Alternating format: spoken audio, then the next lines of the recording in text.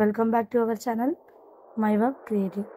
చూసేసారు కదండి, ఇక్కడ మనం నెట్ డిజైన్ అనేది మన ఎంబ్రాయిడింగ్ మిషన్లో వేసాము.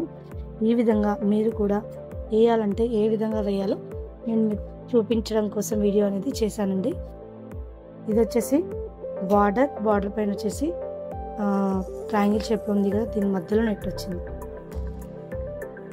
చూస్తున్నారు కదండి, సేమ్ ఇలాగే ఎలా చేయాలో చూసేద్దాం. ఫస్ట్ వచ్చేసి ఫ్యూజింగ్ పేపర్ తీసుకోవాలండి. నెక్స్ట్ దీనికి ఏ కలర్ మ్యాచ్ అవుతుందో నెట్ క్లాత్ అది తీసుకోవాలి.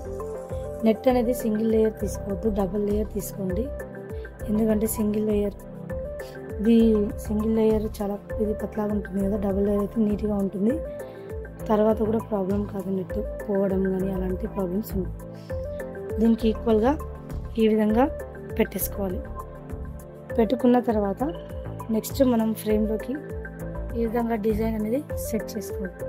సెట్ చేసుకున్న తర్వాత ఇది ఏదైతే ఉందో ఈ లేయర్ మనం కింద నుంచి పెట్టేసుకోవాలి. చూస్తున్నారు కదండి, ఈ విధంగా నెట్ ఇంకా కింద ఫ్యూజింగ్ పెట్టేసుకున్నాము. వర్క్ అనేది స్టార్ట్ చేసేసుకోవాలి. ఈ లైన్ వేసిన తర్వాత ఇది ఏ పార్ట్ వస్తుందో ఆ పార్ట్ వేసిన తర్వాత లోపల ఉన్న క్లాత్ని, అంటే ఈ క్లాత్ ఉంటుంది కదా, ఈ క్లాత్ని కట్ చేయాలి. చూపించేస్తాను.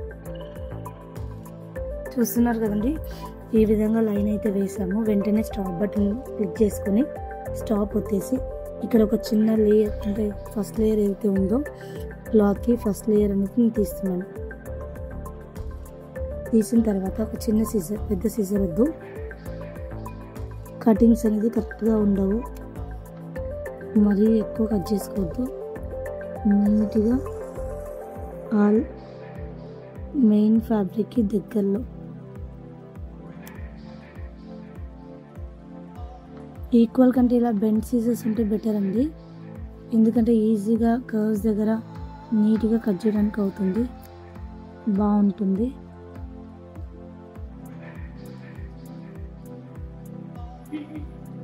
చూస్తున్నారు కదా,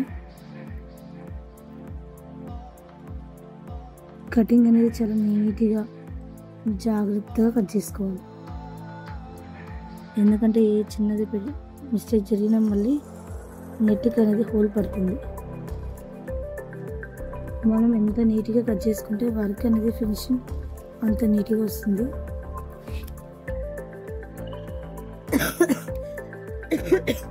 చూసేసారు కదండి, ఈ పీస్ కూడా ఈ విధంగా ఇట్లా కట్ చేసుకుంటాం.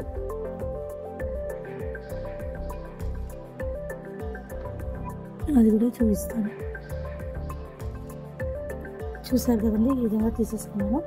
ఒకసారి మేము ముందు చూపిస్తాను ఎలా అవుతుందో. ఒకసారి పీసెస్ నీట్గా కట్ చేసి ఈ విధంగా నీట్గా వస్తుంది. కటింగ్స్ దగ్గర అసలు జాయింట్ చేసినట్టు కూడా లేదు. వీడియో అనేది మీకు నచ్చిందని అనుకుంటున్నానండి. నేను చేసిన ఈ వీడియో అనేది మీకు నచ్చిందని నేను అనుకుంటున్నాను. వీడియో కనుక నచ్చినట్లయితే లైక్ చేయండి, షేర్ చేయండి, సబ్స్క్రైబ్ చేసుకోవడం మర్చిపోద్దు. Thank you.